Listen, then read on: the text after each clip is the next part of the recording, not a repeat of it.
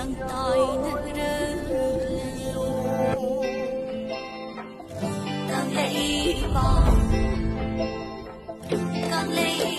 bỏ ai đi nào phải ya đỡ lòng mất đi mà ai hình bỡ lòng giận lại để đi thâu đỡ lòng lại nỡ thao vỡ lòng đậm mây tây nông sông một nắng hồng hủy yên mong hậu đỡ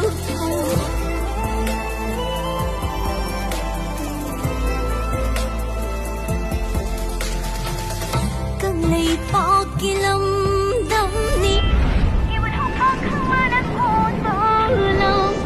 càng là nó khôi đâu ôi đi bằng cậu là liêm phú ôi bờ lâm đậm ni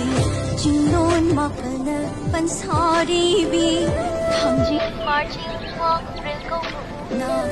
chúc mà đi ôi